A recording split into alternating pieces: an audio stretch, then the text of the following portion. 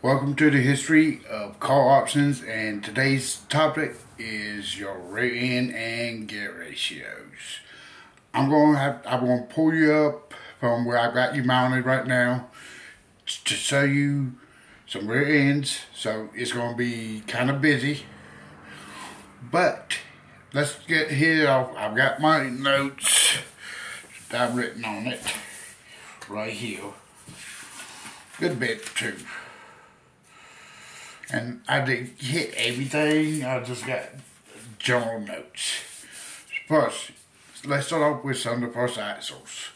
Some of the first car axles from like the Mercedes-Benz and the Model T and stuff that before the Model T, but yet they're in the Benz. That's the first Mercedes-Benz, which is the Daimler-Benz Autocar and the first horseless carriages. It is like a bicycle axle almost, more like a three-wheel bike rear axle, or what you see on like your trike motorcycles. One axle going across the back with one gear, or one area where it goes from the transmission to the axle, where the chain, the leather belt goes. That you have to keep greased or sticky, depends on what you're looking at and what type of setup it's got. Then you get into the Model Ts with what now we know as traditional axles, like the 49-inch, the Chevrolet 10-volt, or a Dana 60 for all the Mopar guys. And today I'm hitting actually an aftermarket company called Dana, because they didn't only do some factory axles, built factory axle setups for rear ends, but they also did aftermarket rear ends. Like it's an aftermarket rear end that you can order to build anything around. So let's get into it more. Starting off, let's go with the Fords. Ford, you have your traditional 9-inch, traditional 8-inch. Let's see what else. And a 7.5. But you also have the Danas and the what we call the front end, which means the front rear end axle is basically it's the axle that lets you turn, but yet has power to it for going off road or having all-wheel drive.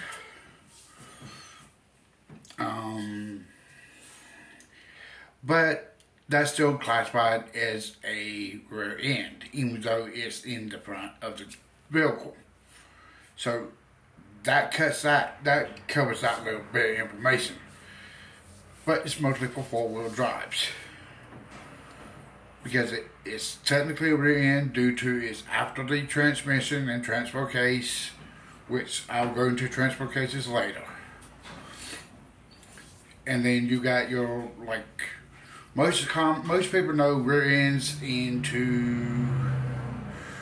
like Crown Vics, all your muscle cars, classic cars, and most any vehicle that's got rear wheel drive, like your new Chargers, your new like the Hellcats, the Rams, all that. Those that put the power to the rear tires, not the front tires. Like your front wheel drive, which your front wheel drives have a transaxle rear end, which means it's actually built within the transmission. Yes, you still have a rear end, but it's transmission rear end in one unit, not in two separate units.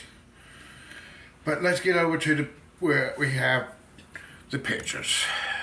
I've got the pictures drawn up or pulled up on my Xbox because I'm using my TV as my screen for turn that on.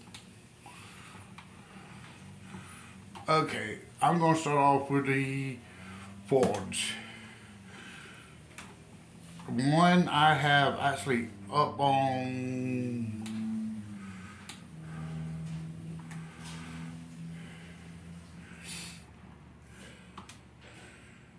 screen right now. Here, that's an 8-inch, I think. Let me double check. Yeah, that's the 8-inch. That really means you pulled what is they call a hogshead, which is all those bolts right there that you see, all those bolts, where the pinion and the actual ring gear that's in it, which is your gear ratio, live. And that's how you change out your gear ratio in a Ford anyway. Chevrolet has it differently. So yeah, that, and then if we go on over, I'm gonna go to the next set of pictures, which is Chevrolet. And this is my 10 bolt.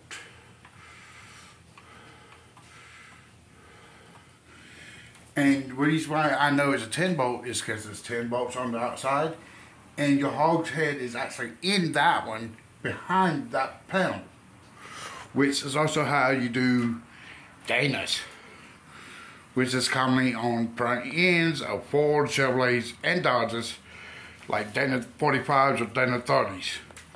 But Dana, I will cover in a little bit. But you got your 10, you got your 12, and you got your let me look. Like I said, I'm doing this off my notes as well. Yeah. Your 10 bolt, your 12 bolt, and you have two different 12 bolts. You got your truck 12 bolt, and then you got your car 12 bolt. The car 12 bolt is actually variated because the housing is a little bit thinner. That's how you can tell the difference on that. If you didn't pull the 12 bolt out yourself from the vehicle you're using, pulling it from, then you got your, then we get to go step over to Dodge. Now that is like my favorite set of rear-ends, size of Ford 9-inch. Because the Ford line has a 9-inch, an 8-inch, a 7.5, and what else?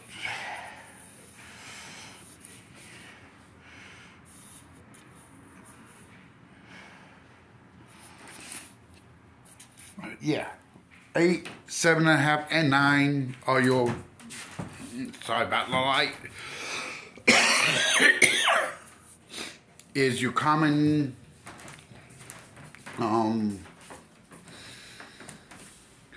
rear ends for Ford. Coffee again this morning. Then we got your Dodges. Of course, I told you we was going to head there. Let me get over here. Let's get changed up. I'm going to the 9.25 inch, which means on theirs, that is the ring gear size. 9.25 inches round. This is the total roundness of it. When it's ratio, it's the number of teeth to the pinion gear, which means the number of input turns it takes to put out to the actual tires. Nothing I do not Yes, I like Chevrolets, but I do not like Chevrolet rear ends because of the way they all built in one thing.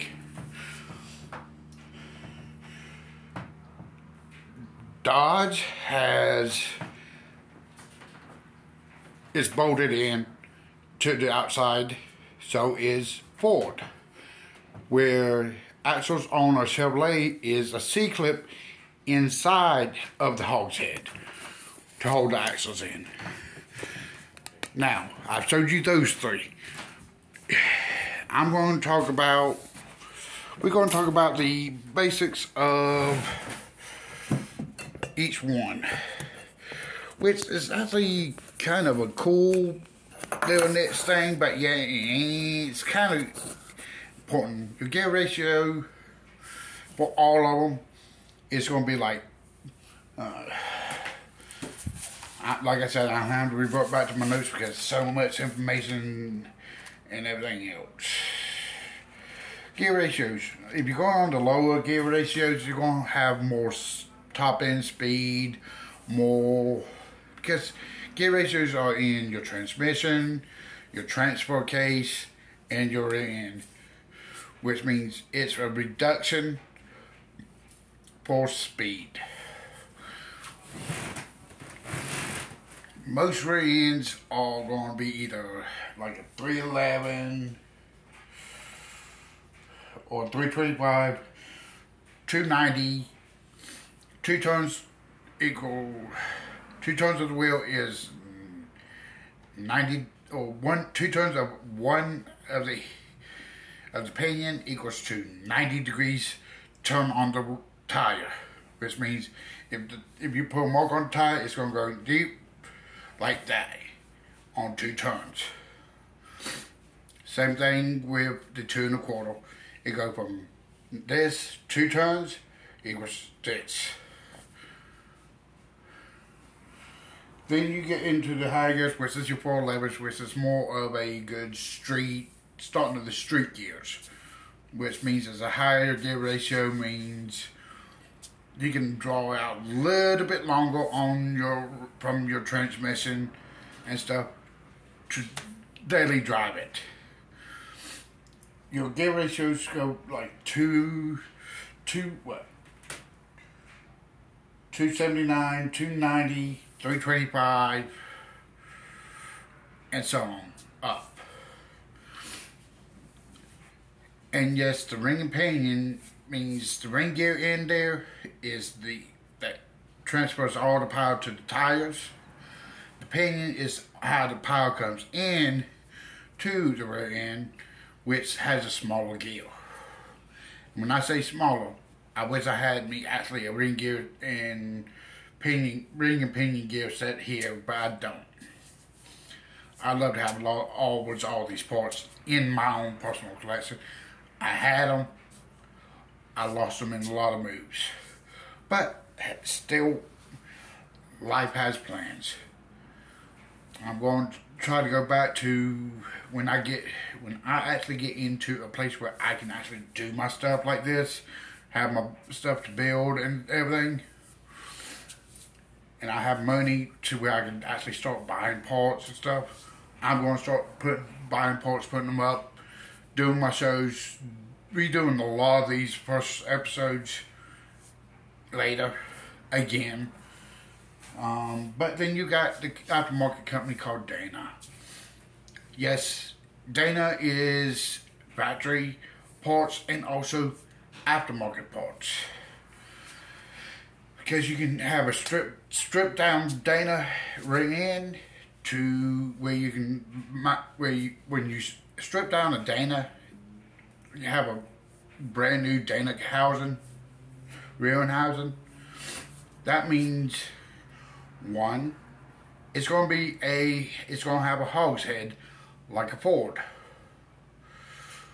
where some of, like the Dodge one I showed you, is similar to the Chevrolet, where the hogshead does not come off.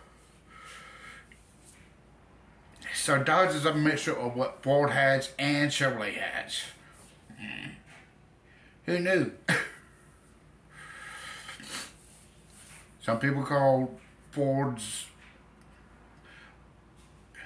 fuzzed up and or rebuilt Dodges. But hey, I actually like all of them. I'm a car guy. I like all types of cars. No, some other cars other than what you see here in the United States that have still have rear ends is like you. Let's see. You've heard of Holden. If you hadn't, you have too. It's a Chevrolet division, but it's from Australia or the Vauxhalls. And y'all probably remember, if you are old enough to remember the last GTO from the early 2000s or the G8. Those cars, those are technically Holdings. Even though they had Pontiac badges. They were Holdens because that's what they were. But I digress. Let's get back to what I'm talking about, what we're discussing. So in the history of it, we started off with like bicycle axles to actual gear ratios in the rear end between 1800s into the 1900s, from the 19th century into the 20th century. Now we're in the 21st century. Most of our rear ends have not changed since the 20th century anyway. Except we got better gear ratios, stronger metals. That's the only thing that would stand for it. Some are lighter, some are heavier. Heck, a Ford 9-inch rear end without hogshead weighs roughly 45-50 pounds. With hogshead, it can weigh, without axles, it can weigh up to 85-90 pounds. With axle, it weighs up to 110 pounds. So, like I said, depends on how you buy, is how much it weighs. But Dana's the aftermarket company that built a lot of rear ends that went into Ford pickup trucks, Chevrolet pickup trucks, and a lot of Dodges. And Dana also is known, a lot of people know Dana, besides the 9-inch Ford that's you can buy, that's like a factory part for most Fords. Sorry about all this. Most of the time you can see Danas in like your front ends of your 4-wheel drive vehicles. A lot of days. Then you go into where you look at the rear ends for the Ford 9-inch. Good, solid rear end for drag racing. Yes. They also had what they call quick change rear end back in the, that you still could use in drag racing now. Which means input shaft goes in, goes through a straight cut gear here, no straight cut gears here, to another, like another reading pin. But that one and the two gears on that are here are for, that's how you change out your gear ratio. Because the one that goes in through the axle, what transfers to the axle, that one stays the same. That pinion, that ring gear stays the same. The gears here can change up all of your racing, all your gear ratio. Because the more gear, however you set them up, is your gear ratio. Because everything's set on a gear ratio like on a straight cut gear. Yes, you can get straight cut gears for the rear ends too, but honestly, unless you're racing, they ain't worth having. Then you have what you call posi traction, which after so much is done, you will, after so much loss of power to one wheel, it'll feel the loss of the power and lock up, and turn into what we call a spindle gear. Spindle setup, which means no spider gears at all, to reduce it down to for the ring gear. Then you've got what we call, of course, the spindle, and then you got where it only turns one axle, technically, which is what's common in most like your Chevrolets and most of your street cars don't have positive traction except for like your Plymouth, your height, the Hemi Cudas, the Hemi Chargers, all of them had the positive traction. Any muscle car had a lot of positive traction. But like your Impalas, your Falcons, your regular Chargers, your regular Challengers, your Caprices, you name a car, I could probably give you if there was an option for positive traction or not. The Impala, it had both options. If you went and just bought it straight off the factory, off the dealership, it never came with positive traction unless it was like the high-end horsepowered one. The others will always have it. The gear ratios on them were like 411s, which is a good everyday street gear, but it still couldn't get. It could get better gas mileage. That's why the 455,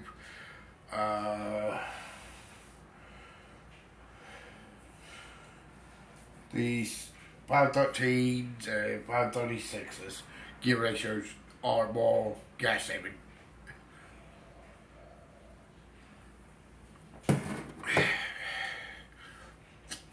Now your gear ratios, that will vary from what you want to do to what rating you get. Like the RS 1600 and 1800 Escorts, which yes, those were built in the 70s, but they was not American cars. They were actually from Europe. Actually, for that, they came out of England for the most part. And they had the 355 gears. No, 325 gears in them, and they were a small 4-cylinder, or 4 cylinders car, but they were good rally cars for it because they built good horsepower on small motor and gear ratio. My nose is rubbing nuts. Sorry about that, folks. Then you had what we call the big cars, like your Mercedes and your Audis.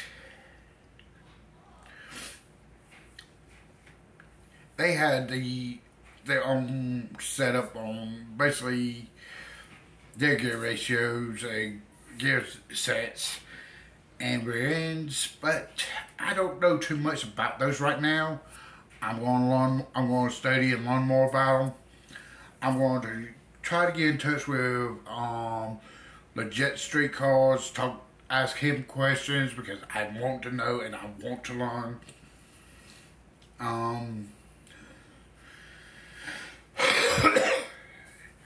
But yeah, Germans were some of the first ones to build your traditional everyday street car rear end. They were the first ones to build it. Excuse my other phone. I got someone trying to text me on there, and I'm sitting here trying to record. So I'm sorry about the noise. And if you want more answers, I can refer you to some of the sites I use, other than my own personal brain that I grew up learning. And y'all have a good day. Thank you for sitting here talking with me. And if you have any questions or need any information about a particular call on what it has as special options for dealerships, you can always email me at historyofcalloptions@gmail.com, or I'm learning to still set up my stuff. You can send me here any information, ask me any information you want. And I'll see y'all next week. And I'll talk to you later.